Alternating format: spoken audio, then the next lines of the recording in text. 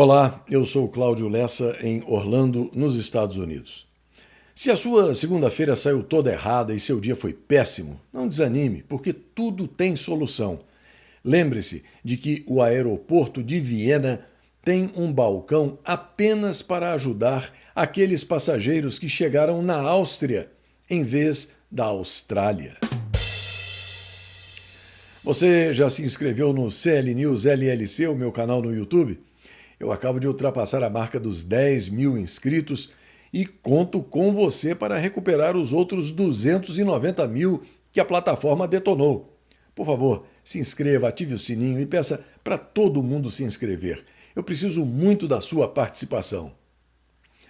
Hoje, 26 de janeiro de 2026, é o Dia da Gula, o Dia Internacional das Aduanas e o Dia Mundial da Educação Ambiental.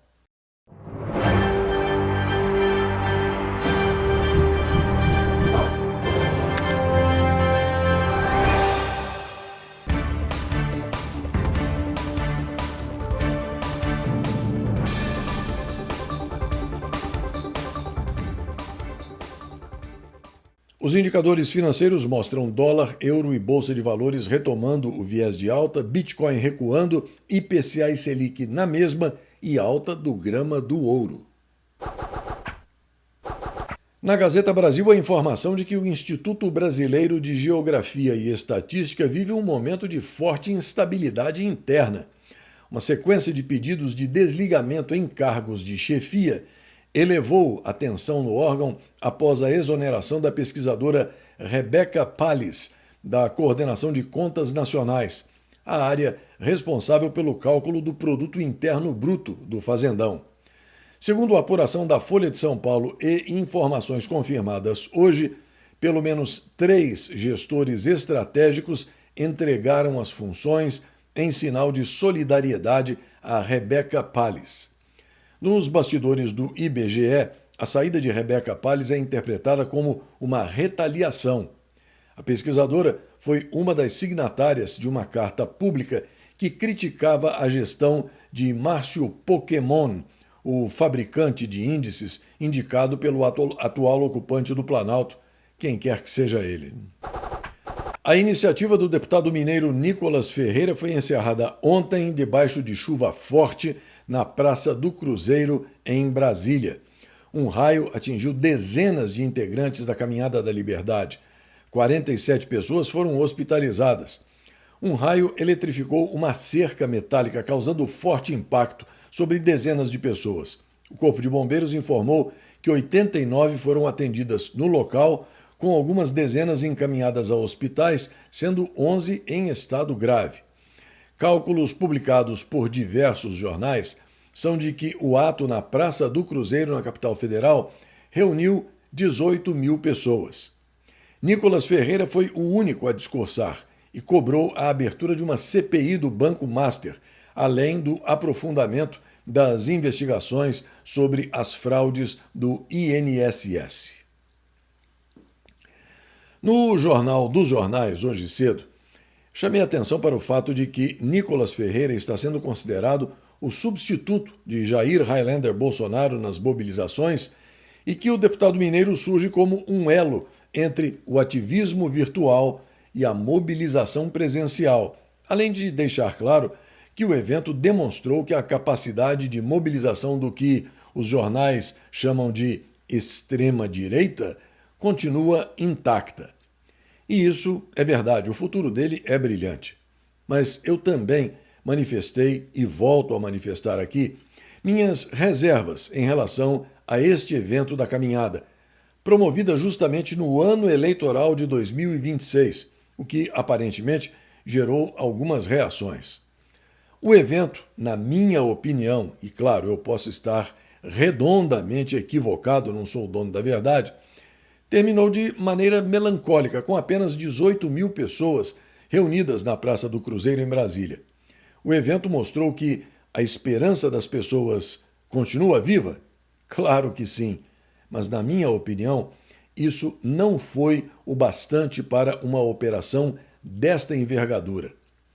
No atual clima de desespero e paixão política que toma conta das pessoas no Fazendão e da necessidade de se fazer algo concreto para impedir a continuação da esbórnia corrupta que está dizimando o Brasil, é preciso olhar com frieza, com calma e separar o que os olhos desejam ver do que a realidade apresenta diante de todos. No fim das contas, dos 60 milhões de eleitores de Jair Highlander Bolsonaro, sobraram 18 mil heróicos gatos pingados que ainda tomaram um raio nas costelas, numa empreitada com cheiro de oportunismo político, além da sensação de que os brasileiros de bem continuam andando em círculos enquanto a bandidagem esquerdopata opera e avança sem medo de ser feliz. E quando eu digo isso, muitas vezes provocando a ira daqueles que acreditam que, mesmo uma centena, ou 50, ou 20 pessoas reunidas na Praça do Cruzeiro apenas, já teria consolidado o sucesso da iniciativa, é porque eu estou querendo saber o seguinte: qual o resultado prático de tudo isso? O que vai acontecer daqui para frente por causa deste evento? A criminalidade petralha será destituída e presa? A verdadeira democracia vai ser restaurada? Na minha opinião, um sucesso mais palpável dessa empreitada teria ocorrido se Brasília tivesse sido invadida por 3 ou 4 ou 5 milhões de apoiadores de Jair Bolsonaro. Ainda assim, note bem, menos de 5% dos cidadãos que apoiaram o verdadeiro presidente de todos os brasileiros. Enfim, de qualquer forma, foi um esforço que merece respeito e eu, que não sou dono da verdade de forma alguma, da mesma forma que não fujo da controvérsia e estou sempre aberto ao diálogo, na minha opinião, isso tudo deixou a desejar. É preciso mais foco, mais concentração, mais empenho e mais intensidade no comprometimento popular. No portal Space Liberdade, 2 notas. Na primeira, a jornalista Malu Gaspar está dizendo que o sindicato do crime organizado está em convulsão interna e que o laxante Beisola e o satânico psicopata golpista estão operando para que o amigo do amigo de meu pai continue no caso do Banco Master.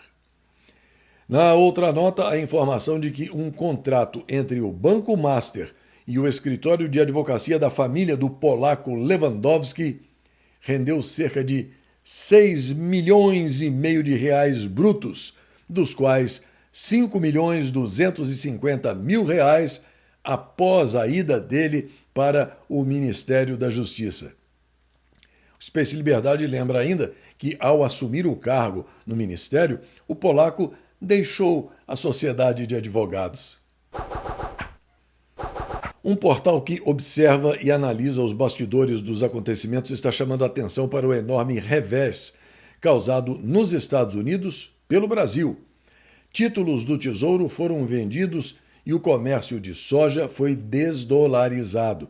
Após a Índia reduzir a exposição dela aos títulos do Tesouro norte-americano, o fazendão deu um passo ainda mais agressivo, tanto do ponto de vista financeiro quanto estratégico.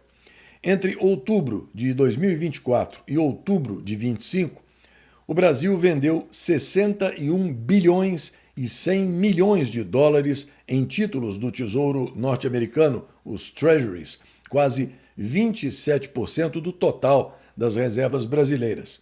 Essa é a maior redução percentual no mundo, superando a Índia e a China, apesar de a China ter vendido um valor absoluto maior. Notavelmente, tanto a Índia quanto o Brasil venderam os chamados Treasuries em um período de rendimentos altos nos Estados Unidos, uma fase normalmente atraente para os bancos centrais, o que destaca uma decisão estratégica e não puramente financeira. O fazendão está redirecionando as reservas para o ouro.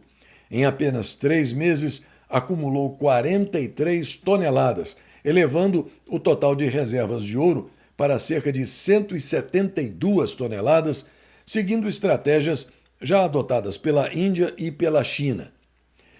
Paralelamente a isso, o movimento mais prejudicial para os Estados Unidos vem do comércio.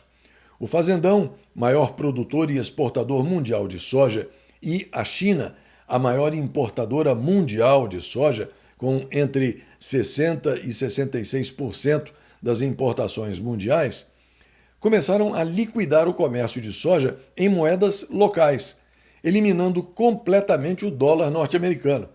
Isso demonstra que as linhas de swap cambial e os sistemas alternativos de pagamento já estão operacionais. Segundo os observadores, a venda dos treasuries, o acúmulo de ouro, o comércio em moedas locais e as novas instituições financeiras dos BRICS apontam para uma única conclusão: a desdolarização não é mais apenas uma retórica, mas uma política ativa. Apesar dos repetidos alertas de Donald Trump, as nações dos BRICS estão acelerando os esforços para contornar e ignorar o dólar. Por outro lado, cuidado, muito cuidado. O Poder 360 traz a informação de que o fazendão tem quase 3 vezes mais fundos de investimento do que os Estados Unidos. Com 31.454 fundos contra 12.215 dos norte-americanos, o fazendão é o líder mundial, mas detém só 3% dos ativos e não tem instituições de controle com capacidade para fiscalizar tudo. A notícia fez com que um amigo meu, que atua ativamente no setor e é um observador crítico do atual sistema, dissesse o seguinte: o fazendão tem quase 20% dos fundos sem fundo de investimento do mundo, mas com somente 3% do capital total, ou seja, 31.500 chances de você cair no golpe de um vigarista estelionatário, disfarçado de gestor de passivos. O trouxa é o passivo. E que vai lhe render uma impossibilidade matemática de ganhar alguma coisa, já que o relatório Ambima de 2025 informa que 80% deles descapitalizam os trouxas que colocam o dinheiro nas mãos de amadores mal intencionados, que prometem riqueza sem trabalhar e nem estudar. E com isso, a ciranda pirâmide de Ponzi Tupiniquim continua sendo montada, enquanto o regime socialista comunista continua levando o fazendão ao colapso econômico. Você não acredita? Pois então, procure ler toda a matéria do Poder 360 e depois se pergunte: como é que o fazendão pode ter o dobro de fundos de investimentos dos Estados Unidos e gerar lucro numa economia 13 vezes e meia menor do que a deles? Você quer ficar rico? O exemplo da Casa de Papel Master é absurdo, mas não está fora do seu alcance. Veja o que o economista Bruno Corano está dizendo. Essa é para quem quer ficar rico. Todo ano a gente fica curioso para saber quais foram as pessoas que mais enriqueceram. A gente gosta de saber para se espelhar, se inspirar nelas. Afinal, o que essa pessoa fez deve ser algo especial e que certamente deve ter muito para ensinar. E hoje você vai se surpreender. Em quinto lugar, o Miguel Kriegsner, que é o dono do Boticário. O seu patrimônio cresceu 19% em 2025. O Boticário completou décadas de história, uma vida inteira dedicada ao empreendedorismo. Começou do nada. Já em quarto lugar, Eduardo Saverin, o cofundador do Facebook. O seu patrimônio cresceu 45%, puxado pela forte alta do mercado acionário de tecnologia. Em terceiro, André Esteves, dono do banco BTG Pactual. O banco vem surfando um momento muito bom e o seu patrimônio pessoal cresceu 56%. Já em segundo, Jorge Neval Filho, dono da Rede D'Or de Saúde, com um crescimento patrimonial de impressionantes 119%. Mas ninguém chegou nem perto do primeiro colocado, com 232% de crescimento patrimonial, saindo de 24 milhões para 79,7 milhões de reais. E aí você deve se questionar, é um empresário da área de tecnologia, da área de construção? Quem atingiu esse resultado gigantesco foi a doutora Viviane Barsi Moraes. esposa do Alexandre de Moraes, ministro do Supremo Tribunal Federal do Brasil, ganhando mais dinheiro que o próprio marido, que tem um salário mensal de apenas R$ 40 mil. Uma verdadeira lição de empreendedorismo. E os recebimentos programados para os próximos anos já a colocam como a favorita nesse ranking. Esperemos 2026. E da dura realidade é preciso partir no rumo da inteligência artificial, que continua dando nó em pingo d'água com realizações cinematográficas inacreditáveis. Em 1 minuto, por exemplo, você poderá ver o grande concorrente ao Oscar deste ano. A trilha sonora foi alterada para evitar problemas de copyright com o YouTube e para retirar uma risadinha muito irritante que acompanhava o vídeo. Respire fundo e aproveite.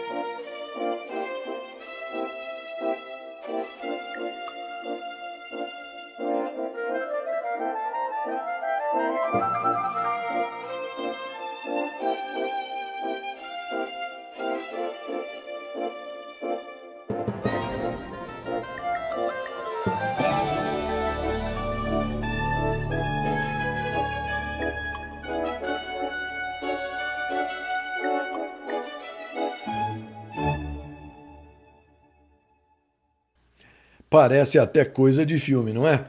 Já que estamos em tempos de Oscar, eu compartilho aqui uma lista de indicações muito oportuna que eu recebi. Melhor filme: Assalto ao Banco Master. Melhor ator: Daniel Vorcaro. Melhor ator coadjuvante: Amigo do Amigo de Meu Pai. Melhor atriz: Vivi Barsi. Melhor esquema de produção: BTG Pactual. Melhor maquiagem e cabelo: Satânico Psicopata Golpista. Melhor papel de trouxa: você, eu, todos nós. E então, como eu disse, o número de netespectadores continua crescendo. Eu acabo de ultrapassar a marca dos 10 mil inscritos, algo que eu devo e agradeço a cada um que me acompanha nessa jornada. Mas eu preciso continuar chamando a sua atenção para a necessidade de ajuda. Para mim é verdadeiramente desagradável falar disso, mas eu não tenho outra saída. Eu tenho que pedir diretamente a você que contribua como puder, não importa o valor. Pode ser semanalmente, a cada 10 dias, a cada quinzena, a cada mês. O importante aqui não é tanto o valor, mas sim aumentar o número de contribuintes, ao lado da regularidade, da constância, para que eu tenha um mínimo de previsibilidade e eu possa reconstruir minha equipe e melhorar a abrangência do meu NetJornal. Mais uma vez eu agradeço muito a sua atenção e peço 1000 desculpas por essa chateação sem fim de ficar pedindo ajuda, mas o fato é que a sua colaboração é absolutamente essencial e sem ela eu não consigo seguir adiante. Algo importante está acontecendo na China, que acabou de demitir o próprio topo militar. Pequim entrou em modo expurgo total. Não é ajuste fino, não é troca administrativa, não é rotina do sistema. A China acaba de varrer 2 dos mais altos integrantes das Forças Armadas, Zhang Yuxia, vice-presidente da Comissão Militar Central, e Liu Zhenli, chefe do Estado-Maior Conjunto do Exército de Libertação Popular, o topo do topo. Ambos estão agora sob investigação por graves violações da disciplina e da lei. Numa tradução direta do dialeto do Partido Comunista, os dois mexeram com a pessoa errada ou deixaram de ser úteis. Quando esse código aparece, não é justiça, é política pura, política em estado bruto. Xi Jinping não está limpando a casa, ele está desmontando o telhado. Não se trata de demitir oficiais intermediários para dar exemplo. São os generais que comandam todo o exército, gente que conhece a máquina por dentro, que tem tropa, que tem memória institucional e principalmente tem poder real. E isso, segundo os observadores, não é sinal de força, é sinal de medo. Um regime confiante não elimina o próprio comando militar, mas um regime paranoico, sim. Quando o líder passa a enxergar ameaça no topo daquele grupo que deveria protegê-lo, o problema não está nos generais, está no sistema. Cada expurgo desses esvazia a experiência, quebra a confiança e transforma o exército em um conjunto de sobreviventes políticos. A farda continua, a hierarquia permanece no papel, mas a liderança real vai sendo substituída por obediência cega e por um silêncio estratégico. Por fora, desfile, por dentro, desconfiança. Quando um regime começa a caçar os próprios generais, não está se fortalecendo, está admitindo, sem dizer uma palavra, que o poder já não se sustenta sem repressão interna. Será que esta avaliação faz sentido? A Gazeta Brasil informa que pelo menos 26 mortes foram confirmadas e mais de 750 mil residências permaneciam sem eletricidade hoje no Nordeste aqui dos Estados Unidos. O rastro de destruição é resultado de uma tempestade de inverno que se estendeu por uma faixa de 2.100 quilômetros do Arkansas até a Nova Inglaterra. As nevascas intensas que ultrapassaram os 30 centímetros em vários estados paralisaram o trânsito, cancelaram voos e suspenderam aulas em diversos distritos. O Serviço Nacional de Meteorologia informou que áreas ao norte de Pittsburgh, na Pensilvânia, registraram até 50 centímetros de neve, com uma sensação térmica de menos 31 graus centígrados desde a noite de segunda passada. Neste dia 26 de janeiro, em 1788, a primeira frota britânica navegava para fundar Sydney, o primeiro assentamento europeu permanente no continente, e daí para frente comemorado como o Dia da Austrália. Em 1905 era encontrado o maior diamante do mundo, o diamante Cullinan, de 3.106 quilates, na mina sul-africana Premier. Em 1911, Glenn Curtiss, pioneiro da aviação, voava o primeiro bem-sucedido hidroavião norte-americano. Em 1920, Henry Leland, ex-executivo da Ford Motor Company, lançava a Lincoln Motor Company, que mais tarde seria vendida para o seu antigo empregador. Em 1925, a General Motors do Brasil, primeira fábrica de veículos no território brasileiro, era inaugurada em São Paulo. Em 1930, o Congresso Nacional Indiano declarava 26 de janeiro o Dia da Independência, que só seria alcançada 17 anos mais tarde. Em 1939, o líder integralista brasileiro Plínio Salgado era preso em São Paulo após militantes tentarem por 2 vezes, nos meses de março e maio de 1938, promover levantes contra o governo do presidente Getúlio Vargas. E, em 1949, o telescópio Hale, no Observatório Palomar, via a primeira luz sob a direção de Edwin Hubble, se tornando o telescópio óptico de maior abertura até 1976. Esta edição está terminando, mas eu aproveito para agradecer mais uma vez a você e para convidar que você acompanhe o Jornal dos Jornais, transmitido ao vivo todas as manhãs, além do CL News e do segmento de orações publicados no começo da noite. Além do YouTube, você pode fazer o mesmo pelo meu website, que é ainda mais seguro. Acesse e guarde o link clnewsoficial.com nos favoritos do seu navegador. E aqui vai um forte abraço para o Clóvis Ferreira, para o Ulisses Chernichenko de Oliveira, a minha querida tia do coração Ieda Ribeiro Leite de Carvalho, lá de Poços de Caldas, em Minas Gerais, Bartolomeu Antônio Gonzaga Machado Ribeiro, Magno Silvério de Oliveira, João Martins da Silva Júnior, Java Maria de Almeida, Edilson Borges de Andrade, Ranilson Guimarães de Oliveira Filho, José Américo Sartorato, Wilson Paralovo da Silva, Luiz Eduardo José de Andrade e para a Elza Maria Mota de Carvalho. E mais uma coisinha. Ninguém nunca vai conseguir me convencer que um governo que tirou 24 impostos dos nossos ombros seja pior do que o atual desgoverno Petralha de ocupação, que trouxe os 24 de volta e criou mais uma dúzia. Até a próxima.